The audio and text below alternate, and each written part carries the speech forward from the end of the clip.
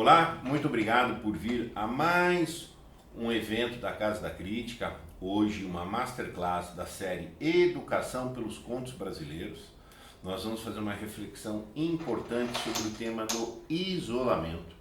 E essa reflexão vai ser ilustrada pelo conto Os Gestos, do Osman Lins. Hoje é o debut deste autor aqui na nossa série. Seja bem-vindo. Osman da Costa Lins, um autor pernambucano de Vitória de Santo Antão, 1924, e faleceu em São Paulo em 78. Viveu pouco, faleceu com 54 anos de idade. Rigorosamente morreu jovem, de certa modo. Teria muito aí por prover. Eu não sou um grande conhecedor da obra dele, me ocupei aqui de leitura de vários contos dele. É um autor que seguramente é um dos grandes da nossa literatura e, enfim, nós vamos ver o esplendor deste conto de hoje, qual é realmente a tarimba deste escritor. Entre os vários contos que eu li, fiquei em algumas dúvidas de qual trazer. Este conto me soou excessivamente bem escrito, de alguém realmente sênior, tá, na escrita. O Osman da Costa Lins, chamado por Osman Lins, era romancista, contista, dramaturgo, tá? E, enfim, normalmente é uma produção significativa. Tá? A obra mais famosa dele é o romance Alá Avalovara, tá? Que é destacado aí como uma abordagem, eu não li, tá? Mas é destacado como uma abordagem um pouco inédita na forma de narrativa, de criação de enredos e subenredos e etc. Nós vamos ver que ele tem um jeito, meio de uma dialética muito tinhosa vai ser no melhor sentido, nesse próprio conto, tá? Em que a gente vai ficar muito claro. Ele era um acadêmico de letras, mais que um escritor, era um pesquisador, fez doutorado em letras estudando o Lima Barreto, e era professor universitário, enfim, então foi um homem também da academia. Reflexão sobre o isolamento. Isolamento é um termo muito amplo e muitas pessoas me questionaram, se eu estou falando de isolamento no sentido de isolamento social, como de Covid, como relacionado à pandemia, como essa situação. Várias pessoas me perguntaram, inclusive, sobre isso. Eu falei, não, estamos falando num sentido existencial maior.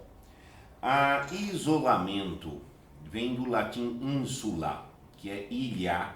Tá? Insula em latim é uma ilha, da onde vai vir. Nós estamos ilhados dentro de um certo sentido. Essa abordagem estar isolado. Tá? Eu vou usar aqui uma expressão do Ortega y Gasset. O fio que faz o nosso tecido é a solidão. Tratando do isolamento nesse sentido. É uma palavra muito equívoca. A gente muitas vezes pensa o isolamento já direto como a solidão. Isolamento aqui está sendo falado num sentido mais existencial, mais único, no sentido nós somos isolados. Nós somos isolados. Tá? Essa é uma questão.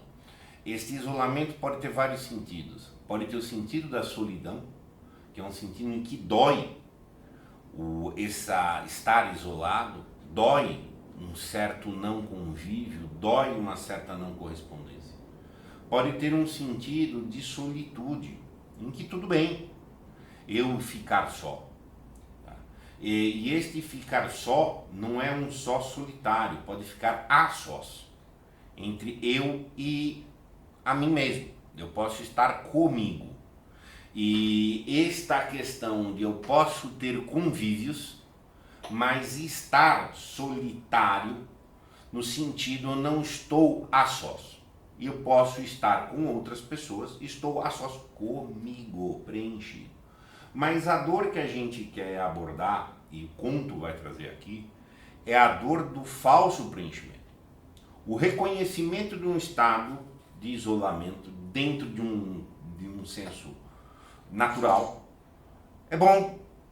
O que é dolorido é não reconhecer esse estado, não reconhecer essa condição e ficar achando que tem que se preencher com uma externalidade necessariamente, E na medida que isso não vai correspondendo, vai tendo uma dor, que não é a dor da solidão, é a dor da falsa comunhão.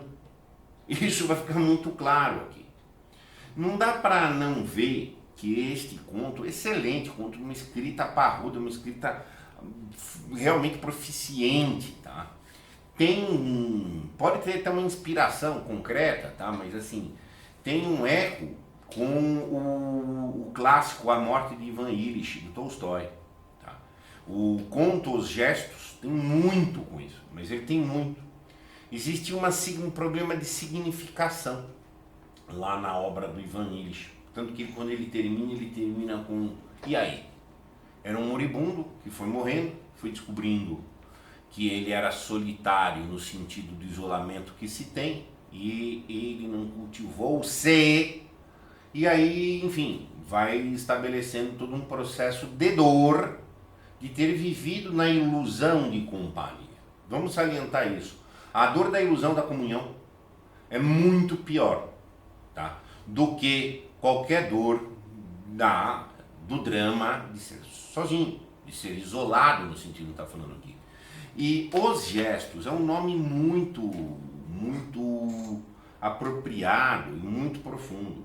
Tanto quando eu fiquei com um problema aqui, qual tema dar a este conto? Eu pensei quase em dar os gestos. O que são os gestos? Os gestos são expressões voluntárias ou involuntárias que nós vamos ter. Expressões não verbais. Nós podemos gesticular, fazer um gesto com um propósito deliberado de comunicar. Agora, os gestos existem natural e espontaneamente também. Independente de eu ter decidido comunicar algo para alguém, há expressões diversas em mim, que podem passar desapercebidas até por mim mesmo. Tá? E eu aprendi um pouco sobre as teorias de gestos quando eu me envolvi com o movimento de dança terapêutica. Como que o andar é um gesto, como que o dançar, dependendo, variando-se os contextos, etc., são informações gestuais extremamente relevantes. Tá? Então, o gesto é muito sério. E boa questão do que está aqui é uma questão que o gesto não mente. Ou pelo menos é muito mais difícil mentir no gesto. Em especial porque grande parte dele é involuntária. E na parte voluntária é muito mais difícil mentir com gesto do que com palavra. A comunicação verbal, tá? A maior parte dela é falsa. Linguagem mais usada para enganar, enganar-se, iludir e iludir-se.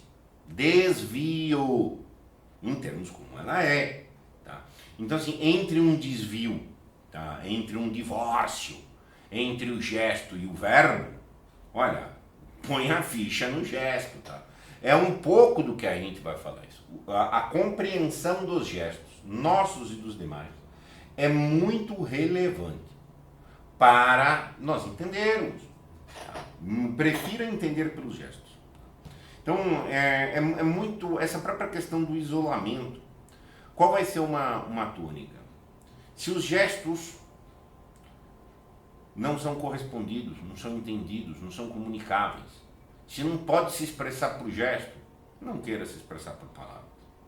A palavra é um derivativo do gesto, que é muito mais bruto, muito mais primário, bruto no sentido de primário. Tá? Então, assim, a comunicação meramente verbal pode ser inclusive uma comunicação morta. Tá? E de tal maneira, e aí o tema isolamento, as pessoas querem falar para achar que não estão isoladas e vão cair dentro de uma ilusão de comunhão. Quando pela linguagem essa comunhão é muito precária. Isso vai ficar muito claro aqui ao longo da leitura, como nós temos um ambiente um pouco cartesiano, racionalista, burocratizante, logicista, o que for, a gente está totalmente apático aos gestos e está dando uma crença no verbo. que não é potência do verbo. Tá? Ponto. É o que a gente vai tratar. Vamos começar a leitura. Nós vamos fazer a leitura integral. É um conto curto. Do leito, o velho André via o céu nublar-se através da janela, enquanto as folhas da mangueira brilhavam com surda refulgência. Olha que expressão legal, bonita, surda refulgência. Ele já vai nos dando um clima um pouco onírico, um clima um pouco permissivo a uma imaginação rica, tá? E etc. Como se absorvessem a escassa luz da manhã, um ciclo de movimentos, tal. Havia um segredo naquela paisagem. Durante minutos ficou a olhá-la e sentiu que a sua grave serenidade o envolvia, trazendo-lhe um bem-estar como não sentia há muito. Olha as informações importantes. Um velho estava no leito. Via da janela, divagava um pouco e sentiu uma grave serenidade. Nós estamos falando de estados psíquicos, estamos falando de coisas do estar. Não lembremos, vamos falar de gestos. O gesto é bruto no sentido de ele é concreto, ele é muito material, ele é íntimo. Tá? Um bem-estar como não sentia há muito. Essa questão de comparação temporal, estados temporais, etc. Isso é muito relevante no idoso. Gente. O idoso está sempre falando que eu não sentia não sei quando, e isso e aquilo. Então a gente vai entrando já dentro de um contexto que o autor brilhantemente consegue nos informar apenas num parágrafo. Eu não posso exprimir, lamentou. Não posso dizer. Então nós já vemos que ele imagina, já vimos que ele sente, ele devaneia, mas ele não pode exprimir, porque ele não pode dizer. Se agitasse a campainha, viria a esposa ou uma das filhas, mas seu gesto em direção à janela não seria entendido. Sim, ele estava maravilhado, ele estava atento, ele estava absorto, ele estava com um certo gozo, com um certo desejo com relação à janela, ao que ele via através da janela. Mas esse gesto, desta atenção, deste apreço, não seria entendido. E ele voltaria a cabeça, contendo a raiva. Essa raiva é de uma angústia, de um nervoso, de uma irritação, porque ele não podia exprimir e não vão entender o gesto.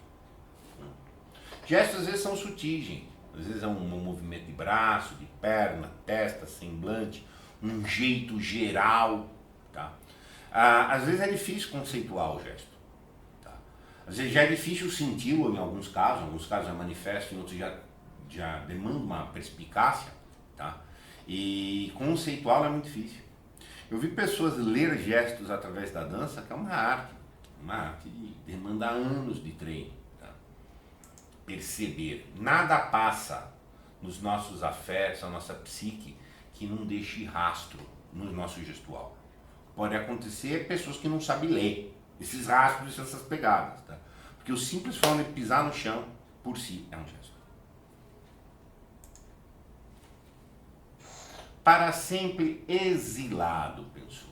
Aqui é aquela ideia do exílio, num isolamento não natural, um isolamento forçado, violento, ligado a um senso de solidão sofredora. Minhas palavras morreram, só os gestos sobrevivem. Já tem uma valoração aqui dada à palavra. Se eu não tenho palavra, eu estou no exílio. Só o gesto, mas como o gesto meio que não é nada. Tá? Afogarei minhas lembranças, não voltarei a escrever uma frase sequer. Igualmente remotos os que me ignoram e os que me amam, só os gestos, pobres gestos. Ele está associando que os que o amam estão remotos porque não tem linguagem. E os gestos, os pobres gestos, não podem alcançar aqueles que o amam, reforçando essa ideia, essa crença que se você não fala, então é que você está só, pelo não falar, tá? Pelo não gozo verbal. Os pensamentos fatigaram-no. Imagina uma pessoa que está ali na cama com alguns desejos, sofrendo limitações. Claro que não falar uma limitação aguda. Já começou num ritmo meio tenso, ele está devaneando, está com um processo de conteúdos mentais intensos, fica cansado, fica muito cansado. Ele está aflito, de certa forma. Né?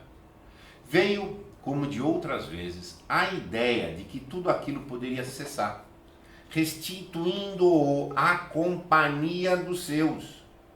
Mas ele recusou a esperança. De novo, mostra um aspecto de aflição e não falo mais. Vou ficar sozinho. Mas eu consigo me restituir à companhia? Vou, não vou, vai acontecer, não vai acontecer? A neurose, a ansiedade, não é neurose, a ansiedade. Imagina a ansiedade do homem. Entendeu? Nunca mais insistiu. Nunca. Essa é que é a verdade. Tentando se conformar, esperar e se conformar, enfim. Sofrendo de uma solidão, num sentido. Súbita, febril impaciência fê-lo agitar-se, trazendo-lhe à mente o seu despertar, um mês antes, e o horror, ao perceber que estava sem voz. Mas ele tentou afastar a lembrança, esquecer todas as palavras, resignar-me ao silêncio. Há um mês ele não falava. Olha o baque que foi. E aí? Ele está digerindo aquela dor.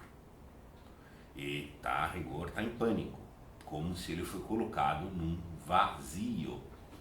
Esqueço ou nutro a esperança. Isso é um processo divisivo, gente, muito grande, muito grande, essa divisão interior. Um casal de pássaros esvoaçou além da árvore. Essa árvore vai ser falada como um símbolo que está lá de fora, a externalidade, o mundo que tem lá, como um mundo de vitalidade, e aqui um contraste dele acuado num quarto, tá? Dando a impressão de que as asas tocavam o céu cinzento, levantando um ondular de ondas que se cruzaram, extinguiram-se. Olha a construção bonita novamente, mostrando atenção. Está muito dolorido aqui. Ele tem que estar olhando lá fora, supervalorizando o que está lá fora, porque aqui está muito dolorido. Tá? A ilusão embalou. Durante segundos achou-se debruçado ante uma paisagem lacustre, vinculada à sua juventude. Ignorava por que laços. Outro processo próprio do ancião. Muitas coisas evocam, como ele vai se sentindo um vazio. O ancião tem problemas de solidão, em diversos sentidos, e entre os quais que ele não vai cabendo no mundo. Ele já tem alguns problemas. A gente vai ver um pouco aqui. O ancião já vai percebendo que o mundo não é mais dele. Que as gerações com quem ele vai falando não tem mais a perspectiva dele. E vai vindo o momento da constituição psíquica mesmo, de voltar à infância. Nosso inconsciente não segue uma lógica temporal. O inconsciente é intemporal. Então, por isso pode vir tantos flashes, tantos conteúdos de infância, exatamente na fase adulta. Ele não tem a ordem do tempo como uma ordem lógica que a gente põe. Né? Enfim, a gente vai vendo que é um homem que está, no mínimo, numa grande angústia. Mas quando um vento agitou a mangueira, o instante presente retomou-o com tal suavidade e de modo tão repentino que não o surpreendeu. Suavidade. O presente voltou a ser suave. Ora ele está aflito, ora ele restabelece um centro afetivo. Estamos falando em termos afetivos aqui. Uma hora tensiona, volta a suavidade. A aspereza da barba sobre o dorso da mão, o desapontamento abafado, o calor do leito e os sons vadios ressurgiram sem choque, como se o distante lago não houvesse fremido e se dissipado num segundo. Novamente, a construção maravilhosa, textual. Ele está mostrando que foi um flash, um clarão, um conteúdo psíquico de maior foi um clarão. Veio uma lembrança lá da infância, um enraizamento, de um afeto bom, positivo. Deu uma estabilidade nele, mas logo passa. Na sala de jantar, a mulher gritou para que apanhassem a roupa estendida no quintal. Ele ouviu a irritada exclamação da filha mais nova e seus pés descalços afastarem-se correndo. Entende uma coisa? Ele está atento. Ele está lá parado, ele não fala. Ele está ouvindo e imaginando, está percebendo coisas, minudências, e fica com aquela coisa. E tem certas permissividades da imaginação sua. Sorriu, distraía-se agora imaginando grandes panos brancos soprados pelo vento. Uma fila interminável de lençóis túmidos, camisas bracejantes e lenços nítidos, reais, arrebatados um a um por mãos invisíveis que os faziam desaparecer. Ele está carente de liberdade, ele está carente de espaço, de movimento. Então, a imaginação vai fazendo algumas compensações disto. Está carente de mobilidade, então fica projetando essas coisas correspondentemente ao que lhe falta. Nem que seja algo simbolicamente. Algumas pancadas extinguiram-nos. Ele reencontrou o céu mais escuro, a capa mais virente, mas só percebeu que haviam batido a porta da rua quando a mulher cruzou o corredor, magra, lépida, sem olhar para o quarto. Aqui tem muitos conteúdos. Tava lá o vento bucólico, bonito, algumas pancadas, e o céu ficou mais escuro. Isso é uma analogia recorrente em muitos autores. Mostrar a oscilação atmosférica, a oscilação geográfica e as oscilações de humor. Há uma forte associação simbólica na psique entre essas oscilações do tempo, do relevo, do espaço e os estados pessoais. Então, ele também está oscilando. Aí ele descobriu que alguém chegou. A mulher passou pela porta, cruzou, magra, lépida e jovial, feliz, radiante, sem olhar para o quarto. Não é que ela não contou, não é que ela não falou, ele ouviu o barulho da porta, ninguém falou para ele te ouvir. Mas a mulher passou sem olhar e ela estava lépida, estava feliz. A vida está acontecendo. A dor, acima de tudo, é dele, o dolorido. As pessoas podem estar cuidando dele, num certo sentido. Mas a vida segue. Ponto. Isso vai colhendo elementos importantes para a gente avaliar depois no todo. Uma visita. Inútil imaginar-lhe o rosto. É uma visita. E ficou a olhar para a entrada. Coração aos saltos. Tudo está tenso. Tudo está intenso para ele, nesse sentido. Buscando reconhecer a voz masculina que se alternava com a voz da esposa e se avizinhava. Então ele está pegando fragmentos. Isso é uma coisa interessante. Quando a gente tem uma restrição em algum sentido ou em alguma mobilidade, como se desenvolve a agudeza de outras? Como se desenvolve a agudeza de outras relações? Eu convivi um período com uma surda-muda, mas a mulher desenvolveu tantas habilidades de ver detalhes, de ver nuances, sabia ler gestos muito bem, mas muito bem. Uma coisinha, ela desenvolve outras perspicácias. E o homem estava os perceptos abertos. Rodolfo, 5 ou 6 dias, talvez mais. Essa é uma frase um pouco solta aqui. A gente não entende essa frase na hora que lê. Fica meio claro que não é dele, que a mulher está lá conversando com o visitante e tal. No primeiro momento ela não se esclarece. Mas vai dando um ar de mistério. Não é um apenas não se esclarece porque eu não entendi. Não se esclarece porque está planejando deixar uma ponta de mistério nessa situação. Rodolfo, 5 ou 6 dias, talvez mais. Mas a coisa é ruim, né, gente? Ou pelo menos dá uma suspeita de que é coisa ruim. Nós já estamos num quadro tão ruim para o nosso velho, tá? Queria abraçar o recém-chegado e quando este se aproximou, não conteve o impulso. Queria abraçar o impulso. Gesto impulsivo, tá? Estendeu os braços e o reteve junto a si, emitindo um gemido nasal, a suportar uma onda de felicidade transbordante, cujos motivos desconhecia. Olha só.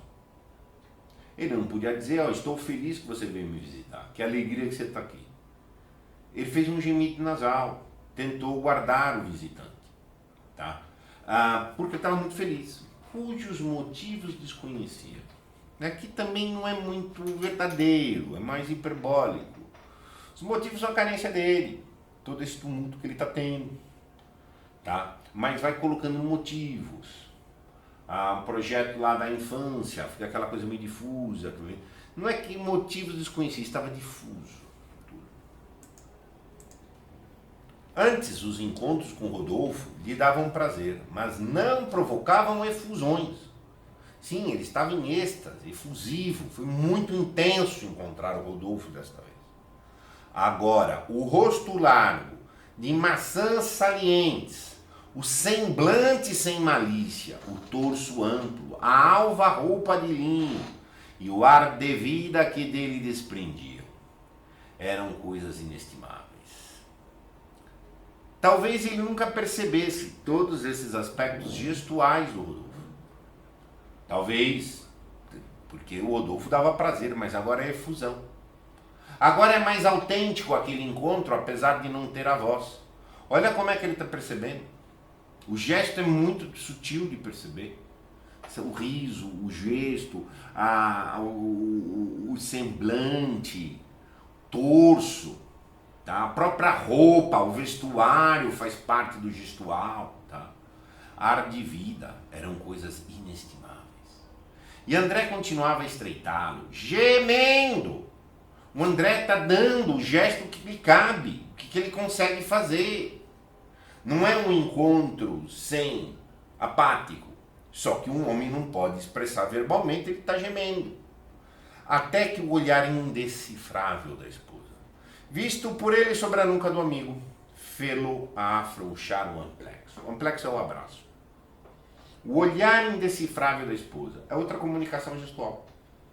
Outro gesto. Ela deu um basta. Sabe? Menos. Diminui um pouco.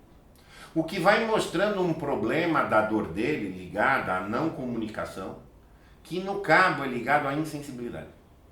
Sim? Vai ligado à insensibilidade para a condição dele, para a condição de existência dele. Sentado junto à cama, o rapaz se esforçava para não fazer perguntas, nem ficar em silêncio. Isso é uma hora muito difícil, gente. Você vai encontrar alguém numa enfermidade grave, num momento psíquico de tanto abalo, tá? O próprio jeito de se comportar é difícil. O que fala? Fala de um assunto concreto, fala de uma amenidade, olha diretamente. É muito difícil. Isso é muito difícil. O rosto móvel oscilava entre a gravidade e o riso. Entre a gravidade e o riso. Tem uma tragédia e tem uma comédia acontecendo ali. Com o nosso enfermo, detendo-se às vezes a olhá-lo entre apreensivo e cismático. A expressão que deveria ter ante o filho doente. Sim, tinha afetos. Muito próximos, muito íntimos. Tá? E o homem indagava se era a sua vitalidade ou a roupa branca que o fazia repousante. Enfim, é um momento difícil, há um embaraço. Aqui está dizendo que era um encontro embaraçoso entre, enfim, o que se comunica, como se porta, como se gesticula e etc.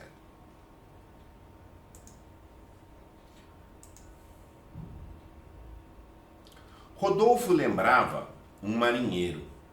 Sua presença tinha uma amplitude de viagens. Olha que coisa linda, gente, essa metáfora. Tinha uma amplitude de viagens. Tá? Potência, vitalidade, sonhar. Como era diferente daquela mulher por trás dele, em seu vestido escuro, frio e vigilante, pronta a insinuar que a visita se alongava. Ele estava recebendo cuidados da família dele. Ele não estava recebendo o melhor respeito, o melhor conhecimento sobre ele. Mas os cuidados, no sistema até metódico, são feitos. Ponto. O cuidado é algo muito material. Tá? Nós vamos ver que ele recebeu cuidado da família. Só que cuidado é pouco. É fundamental, é o chão da casa. Mas é pouco. Não precisa de respeito. Tá? E precisa ser conhecido. Me conhecer como eu sou. E no caso ele não estava mais sendo conhecido como ele era. Tá? E vai ficar clara essa grande questão dele. Eu sou conhecido como eu sou.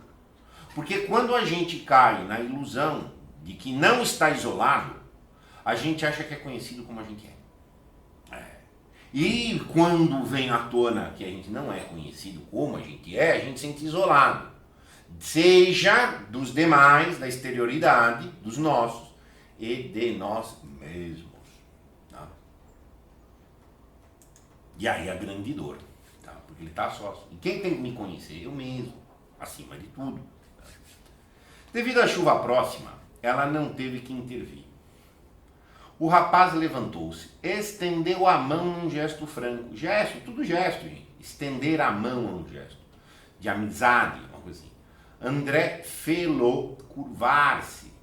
Abraçou-o outra vez com força, tornando a gemer. Curvar é um gesto. Uma reverência, um acolhimento. Tá? Gemer é outro gesto. Com as duas mãos apertou-lhe ainda o braço. Deixou-o ir e ficou olhando com gratidão. Olhando com gratidão. No olho se vê isso. No olho é gestual, gente. Pupila, o brilho, a profundidade do olho. Ler olho é ler gestos, gente. Tá? E ficou olhando com gratidão o dorso forte, à espera de um aceno final. O último gesto. Um aceno final, uma despedida. Esse aceno final já está aqui numa discussão, afinal, porque ele está indo embora, daquele encontro, porque é o último. Foi dado um fragmento solto, daqui a 5 ou 6 dias, talvez um pouco mais. Tem um fragmento solto aí do tempo. Tá? E tem um homem aflito, do tempo, de vida. Rodolfo perguntava pelas moças, foi embora sem voltar-se. Isso tem significação. Acabou. Ali, sem voltar-se. Um gesto que foi percebido. Que seja um gesto omissivo, mas é um gesto. A mulher tornou ao quarto, com invariável gesto de enfado que se sucedia às visitas. Sim, o chinfado, o tédio, a chateação. Isso é gestual. Até o rosto, o semblante fica abaixo, pesado assim. Mesmo breves, o que era sua maneira de se mostrar solidária.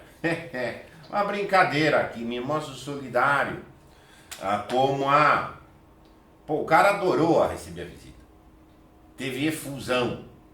A outra, para se mostrar solidária, ponto em aspas, deu um gesto de enfado.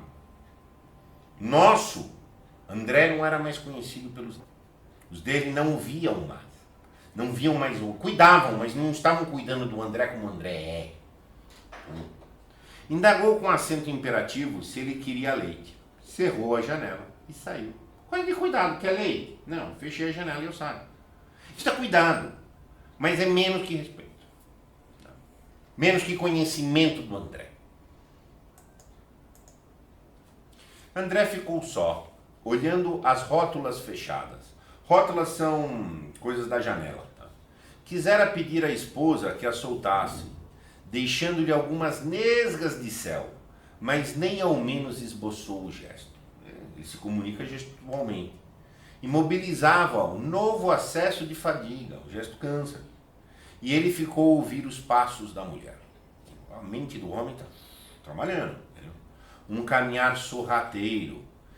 em que os pés se encurvavam nos chinelos, contidos, pousando aos poucos no solo, de modo que ao fim do corredor já não eram escutados, embora ele os acompanhasse ainda em imaginação. Tudo gesto. Tipo de pisada, pé, o caminhar sorrateiro, contido. Alguém metódico, alguém que está dando até um cuidado, mas aquela coisa muito ordenadazinha, tal, muito burocráticazinha e etc. A chuva anunciada chegou, banhando o arvoredo invisível. Alguém correu na calçada, as primeiras gotas bateram na janela, ressoaram nas telhas. Ele sorriu, enleado. Mais uma visão trespassou. Rodolfo, alcançado pela chuva, a mão protegendo a fronte, a roupa de linho a molhar-se. Algo irônico. Algo, agora o Rodolfo está molhado. Rodolfo era o marinheiro que era símbolo de vida. O dia começou bonito, ficou feio. Agora vem a chuva. A chuva é uma purga. Chuva é purga. Simbolicamente falando, obviamente. Tá? E eu acredito que isso aqui está no sentido incutido que o autor dá. Que há um estado de espírito oscilante no André, como há a oscilação na natureza, da atmosfera. Foi como se o visse esmagado, oprimiu uma compaixão violenta. Soergueu-se, tomou a campainha e agitou-a, frenético, até que a mulher voltou e pôs-se a fazer-lhe perguntas, com tal rapidez que seria impossível entendê-la. De novo, a mulher é solícita num sentido de cuidado, num sentido de disposição material. Quer perguntar para quem não pode falar. Está cumprindo uma função de maneira oca. Não há afeto. Está dando a linguagem seca. O que é? É o fechar-se no mundo do verbo. É fechar-se no mundo do derivado e não no mundo do essencial, que é a realidade crua, que o gesto é primário nesse sentido. Esta é a questão. Não é possível, então a mulher pergunta um monte de coisa que não é possível entender, e o homem já estava cansado e já estava agitado, o problema da variação entre os estados humorais, o visitante, aquela coisa toda. Ela vai mostrando um cenário de uma confusão que não vai sendo entendida pelos dele. Ele vai ficando turbado. As duas filhas surgiram na porta, assustadas. Por quê? Porque o homem estava agitado, né? Voltou-se para elas e entrou ainda a gesticular, ainda aflito. E ninguém devia estar entendendo ele. Veio-lhe então o desejo de estar só. Sem aquelas presenças inúteis, escoraçou-as com um gesto brutal e deitou-se. O homem estava pedindo acolhimento. Não está pedindo informação. Está pedindo acolhimento da existência dele. Tá? Reconheçam os meus afetos. Tá? Mas ninguém entendeu. As pessoas devem estar falando o que ele quer, o que ele não quer. Estão querendo respostas verbais de assuntos materiais, quando não é essa a questão. Bom, e aqui vai entrando o tema do isolamento. E aí ele quis ficar só. Mas este só daqui que ele quis ficar é uma solidão diferente. Agora ele quis ficar só no sentido de ficar a sós até consigo, porque as outras são inúteis. Ele estava na falsa comunhão com aquelas pessoas, tá? Que não o viam como ele é. Quando você descobre que está em falsa comunhão, gente, a pior coisa que pode fazer é implorar pela comunhão. Não, você tem que primeiro se estabelecer a sós, consigo. Tá? De olhos cerrados, ouviu-as murmurar. 3 mulheres espantadas queriam que lhes dissesse algo. Devia saber que isso era impossível. Como é cômodo querer ouvir o verbo e não analisar o gesto. Como é cômodo fechar-se no mundinho do verbal, mas não falou nada, mas não disse, não entendi. É uma comodidade. É cínico. A sua voz estava morta. Quando pereceriam os olhos? Quando seria a morte da memória? O que ele está? Ele está dialogando com a própria memória, gente. Ele não tem com quem dialogar. Entendeu? Então ele está dialogando com esses conteúdos dele. Vai vendo a aflição como está, né? Contaço, gente, contaço. Veja a qualidade da escrita, a profundidade que o autor consegue dar. Afastaram-se os passos, confusos, entrelaçando-se como fios de uma trança. Olha de novo, construções bonitas, tá? Mariana, Lise e a mulher fundiram-se numa sombra vaga, dispersaram-se e mergulharam na chuva que as dissolveu. A chuva era purga. A purga está purgando, está dissolvendo. Lágrima é uma purga, a chuva é uma purga. Lágrima mostra purga de dor, em um certo sentido. Tá dissolvendo. Não dá mais. Mas eu estou meio que deixando de esperar que dê. E aí ele vai constituindo, ele vai saindo desta dor de solidão para entrar dentro de uma força de solitude, de uma força de criar-se consigo. Ele corre na manhã invernal, os pés descalços cortando poças d'água. A prima chama-o à janela. Voam cabelos sobre o rosto infantil, que sorri. A viagem do barco de papel repousa nas mãos da menina. Ele toma-o, curva-se e entrega-o à enxurrada. Nascem veleiros, alvíssimos libertos no mar. Esse conteúdo é o imaginário dele. Ele foi ficando sozinho, ele saiu daquela concretude com as filhas e a esposa aqui. É conversa que não flui, é contato que não há, em termos reais. A imaginação dele está mostrando que ele está carente, liberdade, potência, quer correr, pé descalço, poça d'água. Rosto infantil que sorri, vontade de vida, vontade de vitalidade, veleiros libertos no mar. Então, é o que ele está buscando dentro dos conteúdos de consciência imaginários, de devaneio e de recursos que ele tem. Mas haveria raízes penetrando? Seria ele um campo, um vasto campo sob a chuva, guardado pela noite? Buscava uma voz familiar, raiz e família, longínqua, vencendo corredores infindos. Ele reconheceu aquela pressão em seu ombro. Antes disso, parar aqui. Então assim, esse trecho aqui continua as tensões dele. Eu quero voar, mas eu tenho raiz. O que é familiar para mim? Raiz eu tenho chão, eu tenho família, eu tenho história. Tá? Ele está reconstruindo a ordem da biografia dele, a ordem do eu dele, que começou a ficar vazio. Tá? Ele reconheceu aquela pressão em seu ombro, voltou-se, cingiu o punho da filha mais velha, encontrando inesperado prazer em sentir-lhe as pulsações.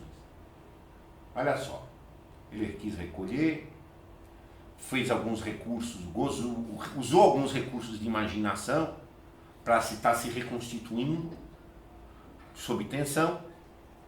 De repente, pressão no ombro, era o punho da filha. Ele teve prazer concreto, real. Ele estava vindo de um desprazer, de um vazio, de não consigo falar, e não entendem, tá? Aquela coisa agora deu uma certa concretude, deu um certo continente para ele. O rosto inclinado olhava-o, frágil, pálido, tosco, sim, um homem sob acuamento. Os anos tinham alongado seus traços, definiram-os, mas a infância permanecera na boca e nos olhos misteriosos, com o seu espanto e sua malícia contida. Tudo gesto.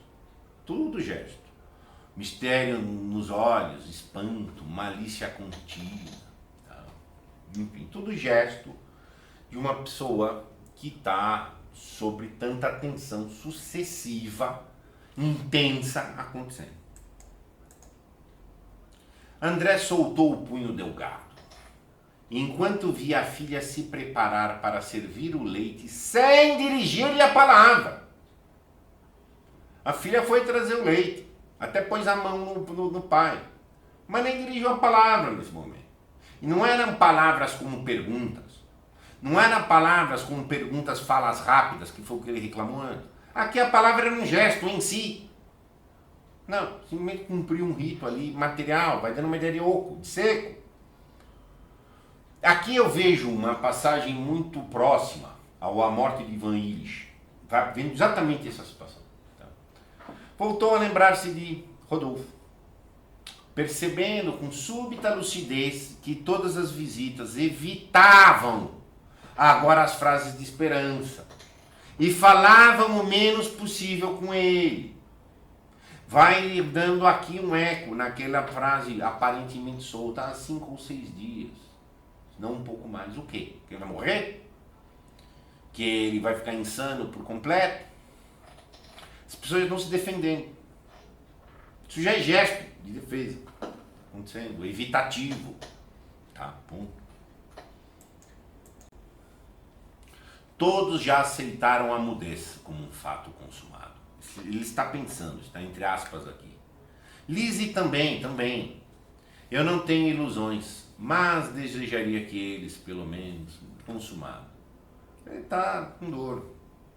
Está vendo o comportamento dos seus, a distância dos que o amam, que não falam, e já estão se preparando, se defendendo, etc. E ele vai ficando sozinho, num sentido dolorido. Ela estendia um biscoito, que mergulhara no leite. Isso afastou as preocupações e ele se entregou àquele prazer, que não estava só no alimento, mas na curvatura da filha. Pronto, olha isso. Dar o alimento é cuidado, a curvatura é respeito. Foi na curvatura que ele teve mais prazer, que ele sentiu algum respeito, que sentiu algum continente. No modo como os dedos finos se moviam e no riso que ele sentia pairar, fugidio, em algum ponto do rosto apreensivo. Tinha coisa ruim por vir. O riso pode ser um riso até de defesa mesmo, é coisa meio que conforma, é um risinho de aceitação, de tragédia, não é um risinho de deboche necessariamente, mas é um risinho de diminuição do problema, tá? Isso é evitativo, tá? E etc. Numa apreensão que está tão dolorida. Tá? Como é que ele estava perspicaz para os gestos? Só as pessoas que não estavam. Ele estava. Liz é um anjo, ao menos isso eu... nas ocupações dele. E mais uma vez lamentou não poder desculpar-se pelo que havia feito. Isso aqui é um ponto muito importante. Quando ela tiver a ideia de trazer-lhe uma folha de papel, como o alfabeto, para que ele indicasse as letras dos nomes que procurava dizer. As pessoas queriam o verbo, mas não conseguem dar o gesto. Aqui volta um ponto novamente, o valor que a gente dá ao verbo, em detrimento do gesto, que vale muito mais. Que vão dar um jeito dele falar.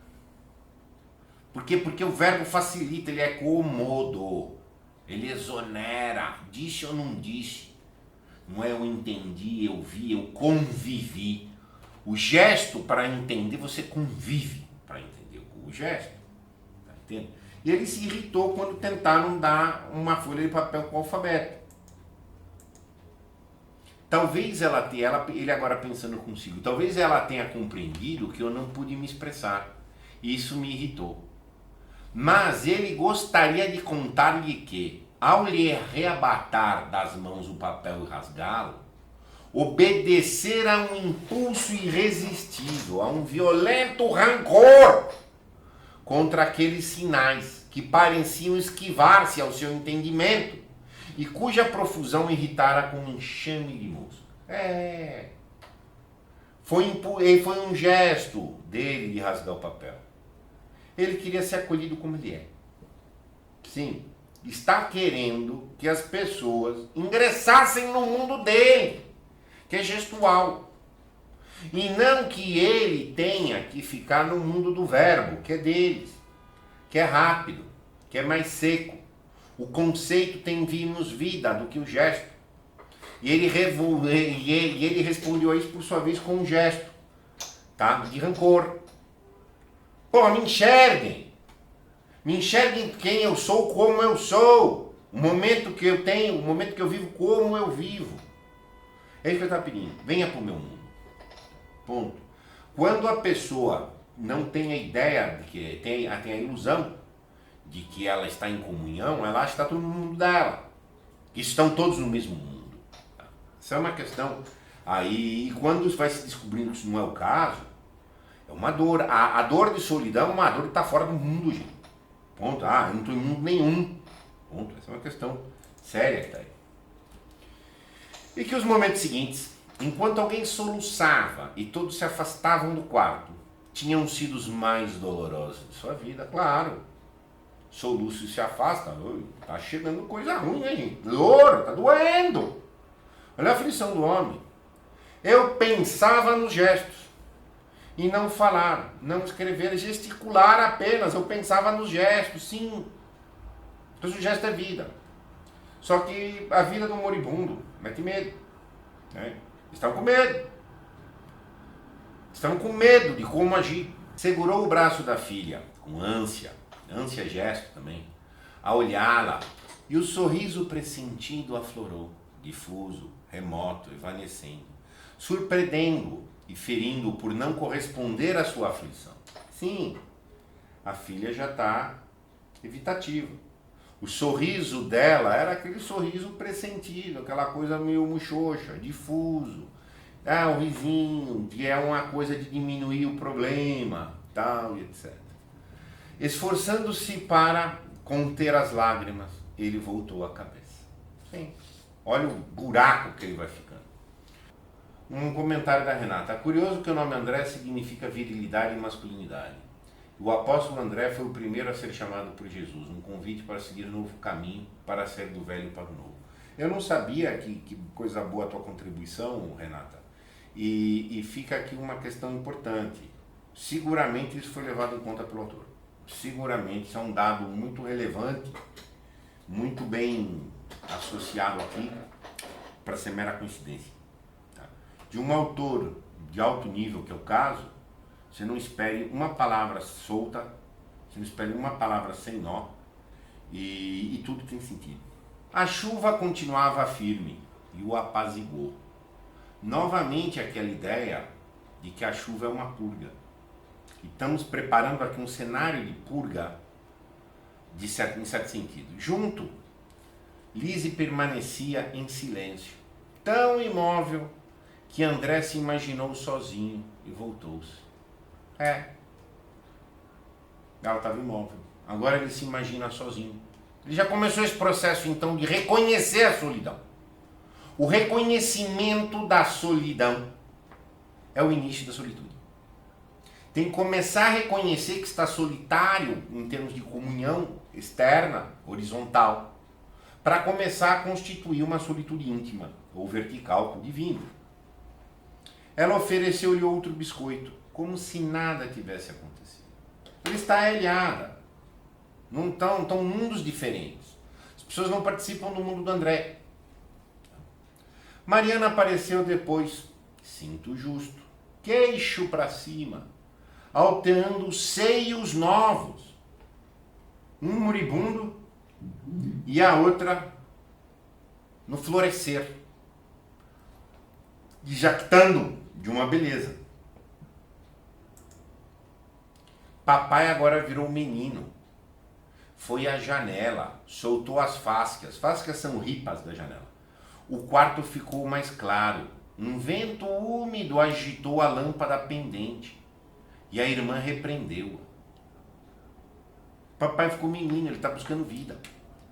Ele queria mais um vento úmido. Está louca? Por quê? Não vê que essa frieza pode fazer mal a ele? Novamente, eu tinha um cuidado material, o frio, o biscoito, o leite. O que quer falar? Mas fica no cuidado material. A alma, a psique, a angústia, o gesto não é visto. mas pelas frinchas que se sobrepunham, cada vez mais delgadas até se anularem no alto, iam fechando a janela. Apareciam agora a fronde, chuva e o céu escuro. Chuva e céu escuro, de novo. A chuva é uma purga, só que está pretejando o céu. A purga está acabando, vai entrar outra fase. Retalhados, e ainda assim atraindo-o com uma sedução tão forte, que ele agitou as mãos protestando. É o vento, papai. Está frio. O homem está passando por um êxtase. Ele está passando por uma transformação de camadas, de níveis de consciência. Ali está níveis de instalação. As pessoas não estão entendendo. Ela se obstinou. As rótulas ficaram abertas, ou seja, parte da janela. Mariana deixou a janela, foi ao toucador, abriu e fechou as gavetas, sem procurar coisa alguma. Escrutando disfarçadamente o espelho com enlevo, com orgulho. Para ela, a adolescência ainda era uma espécie de conquista nova e absorvente. Estava totalmente absorvida naquele momento do florescer. Pensou ele, cegando-a para tudo que não fossem as suas próprias belezas ou as que julgava possuir. É moribundo, está partindo. A outra está florescendo. Está dando alguns cuidados. Mas são mundos que não se comunicam. São mundos que não se entendem. Ele até está vendo tudo isso. Mas a flor não está vendo o fruto que já caiu do chão. Que está gemendo como um fruto caído. E a flor está florescendo ali, jactando e tal, etc. E tudo isso aqui é gestual também. Abriu e fechou gavetas. Sem procurar nada, uma coisa difusa. Olha no espelho com ele. Tudo é gesto. Tudo esse gesto, desse orgulho, dessa jactância da beleza. Lizzie tirou-lhe o guardanapo do pescoço, cobriu seus braços com o lençol e deixou-o. Mariana seguiu-a petulante, ajeitando os cabelos. A chuva insistia, o vento sacudia a lâmpada. Momento de tremor, gente, tá tremendo. É uma passagem de camadas. Passagem atmosférica, passagem de camadas psíquicas. A enxurrada engrossava, pingavam as biqueiras e os rumores se fundiam num som único manso, que lembrava um caudal. Uma grande enxurrada está passando. Vai levar para outro lugar, para outro patamar, para outro estado, para outra instalação no real. Do silêncio que se fizer em seu espírito. Olha que beleza. Silêncio que se fizer em seu espírito. Suspensão. Ele sentiu a maneira de reflexo que abandonasse um espelho. Olha o que é isso. Gente. A maneira de reflexo que abandonasse um espelho. Acabou o ego. Tipo, um reflexo e o espelho. O reflexo deixou o espelho. Destacar-se um outro ser, ligado aos seus sentidos, mas alheio às paredes. Ele está falando aqui num termo simbólico, que o eu essencial dele, de alma, etc., subiu. Tenho sentidos. Eu estou vendo minha filha já que está com isso. Eu estou vendo as pessoas defensivas comigo. Eu estou vendo as pessoas cumprindo o rito, essas coisas e tal, sem entrar comigo. Mas eu já saí daqui. Ponto. Mas é um eu que está restabelecendo-se. Lá eu estava sozinho. Agora eu estou conseguindo ficar comigo. Vendo objetivamente as coisas. É um grau de concentração. Ele não está mais atento, como ele vinha vindo atento a isso, atento àquilo, atento. Agora ele está concentrado. Porque na concentração, a atenção é objeto, a atenção a isso, aquilo, etc. A concentração ele está vendo tudo, inclusive a si. Ponto. Isso está acontecendo. São dos pontos altos. Tá? Teve uma turbulência, chuva, isso, agora de repente fez um silêncio. Um silêncio. O silêncio tanto é um grande vazio quanto é um grande preenchimento quando a gente está. E aqui ele está dando um movimento de êxtase. Modelou toda a cópia da árvore invisível, o tronco, a inchação das raízes, as pedras úmidas, além outras folhagens, um telhado escuro, erva rala junto ao muro rachado, coisas fugidias, a fasciná-lo com sua consistência de sonho. Mudou lá na natureza, tem uma nova configuração, e ele também tem uma nova configuração psíquica, ele também tem uma nova configuração existencial, ele está em outro patamar, ele subiu de camada, psiquicamente falando.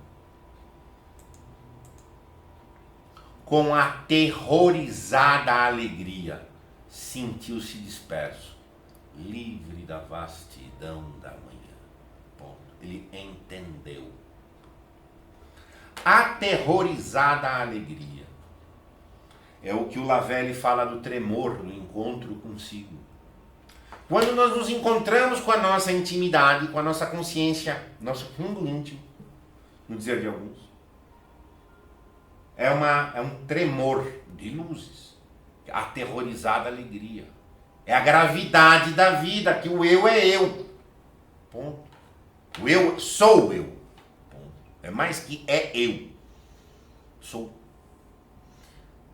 Ele se sentiu disperso, livre da vastidão da manhã. Só que o disperso aqui está no sentido mais de dissolvido. Mas é um bom sentido. Não é um sentido de vasto como amplo, mas da manhã, que é um mau sentido, agonizante, etc. Por isso que a alegoria, ele estava tão alegre, ele estava aterrorizado de estar feliz. É o tremor de luzes.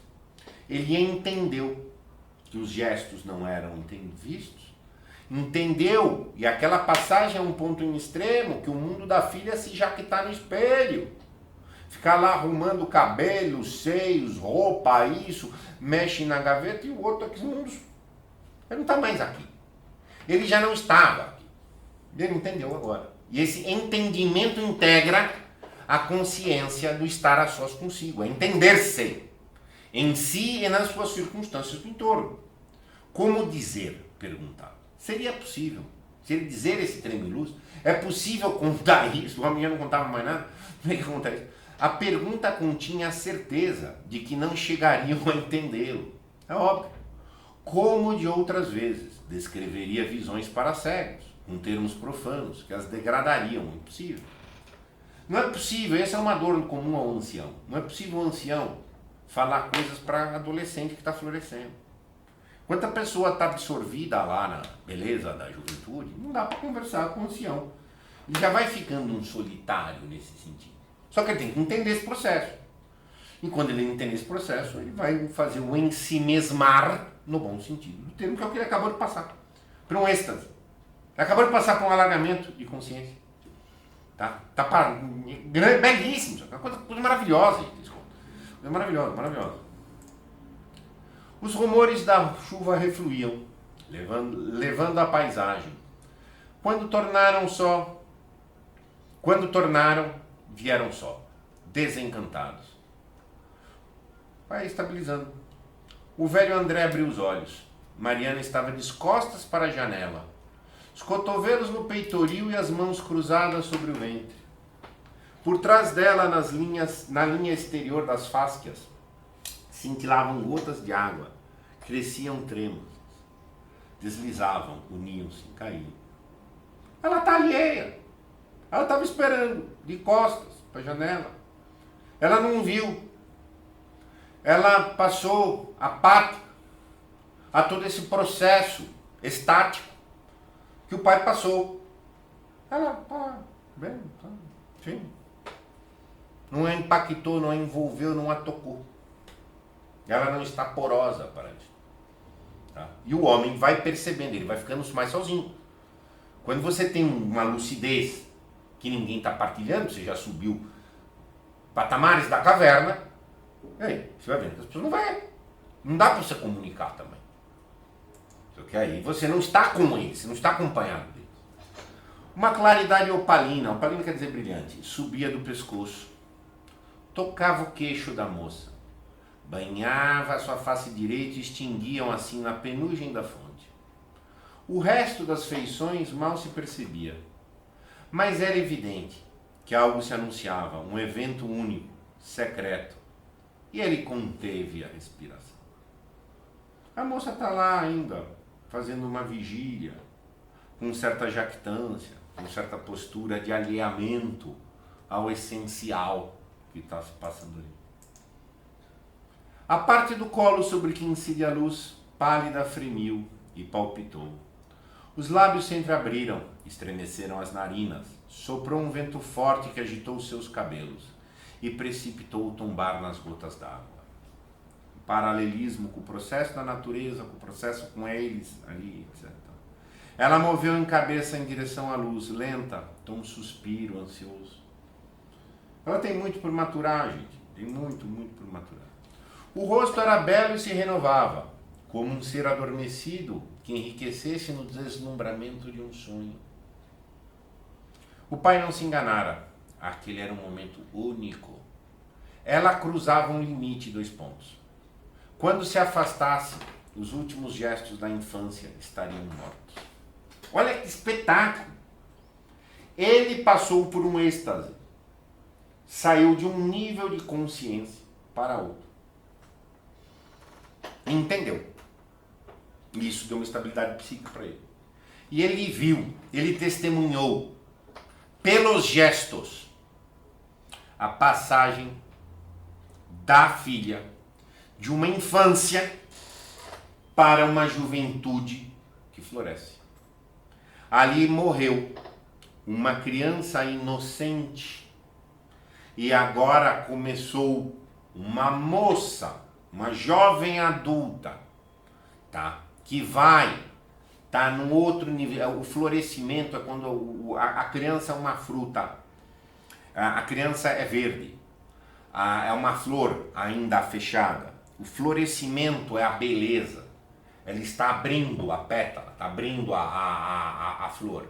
Então, mas agora, quando abre a flor, aí abre a jactância, abre as questões da sedução, abre as questões das atitudes, o fugidio, tá? O assunto que tudo não é exatamente muito claro, tá? E etc. Mas ele está passando por uma fase de êxtase e viu a filha em outro, pelos gestos. O que se descreveu aqui agora, estava vindo descrevendo o André. Agora a descrição da filha é gesto, a postura, o jeito, a introjeção, etc. Tá? Tudo pelo gesto. Não ignore o gesto. O gesto do adolescente é a mesma coisa da criança, que não é a mesma coisa do ancião. E assim vai. Tá? Isso é inexprimível, pessoal. E o que não é? Sim, é inexprimível. Agora o grande ponto. Isso aqui é o grande ponto. Meus gestos de hoje talvez não sejam menos expressivos que minhas palavras de antes. Isso mesmo. A gente é sempre isolado. Ele passou a associar que ele estava isolado porque ele não tinha o verbo, que ele não tinha mais a posse do verbo.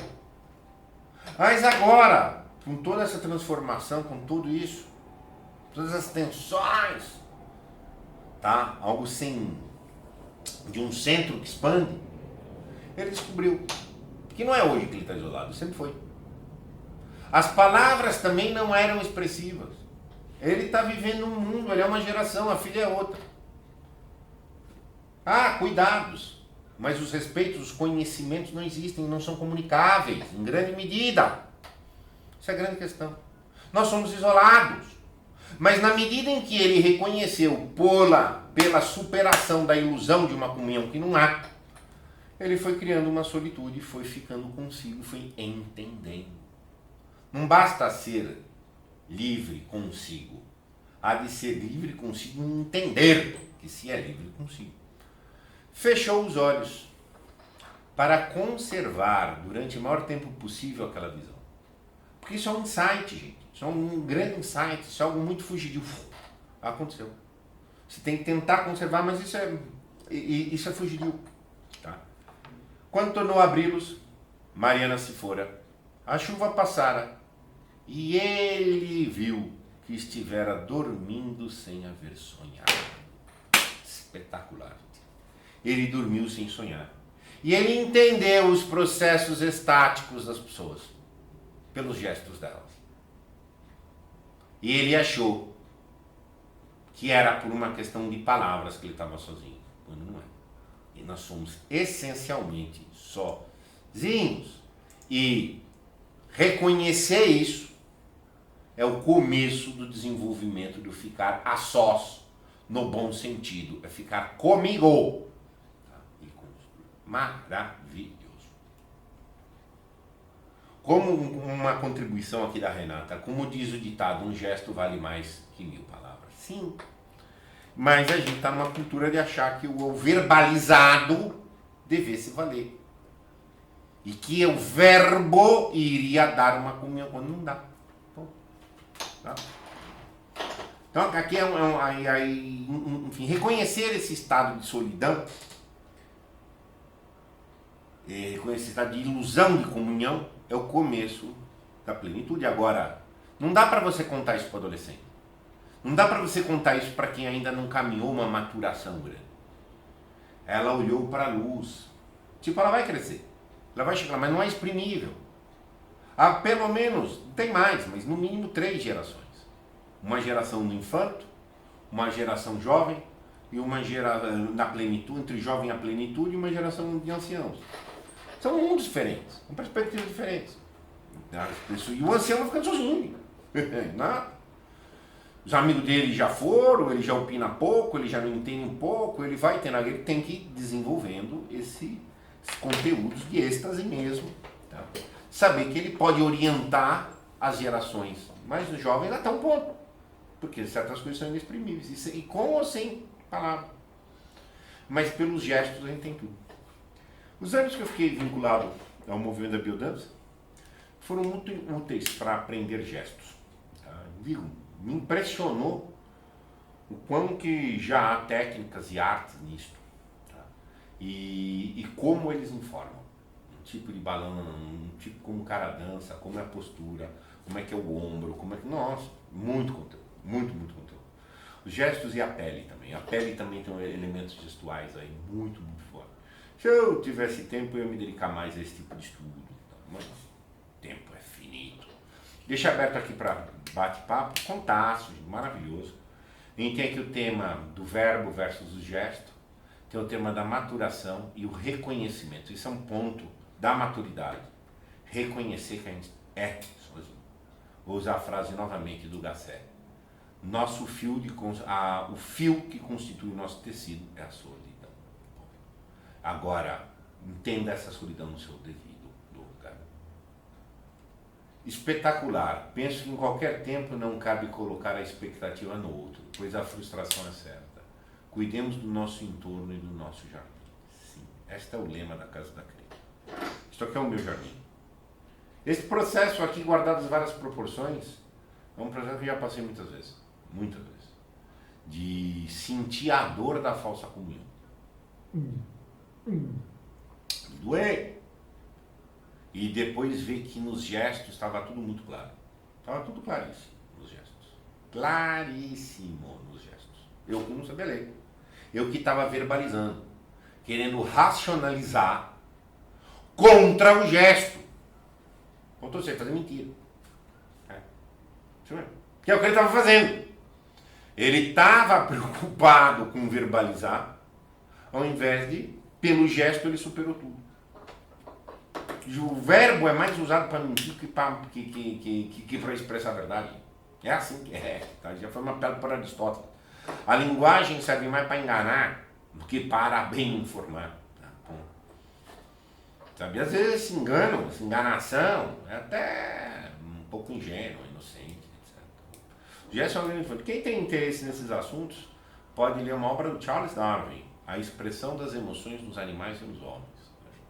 Independente de qualquer outra coisa, de teoria de evolução, qualquer outra coisa. Esta é uma obrinha extremamente boa na questão do gesto. O pessoal do teatro usa ela também para entender gestos e tal, etc. É maravilhoso, gente. Isso aqui é daqueles contos que a gente lê e vê que é um autor de tamanho grande. Osman Lins, como eu disse, um autor que eu conheço bastante, mas trazê-lo-ei mais vezes aqui na Casa da Crítica, um pouco mais à frente. Muito obrigado, até a próxima oportunidade.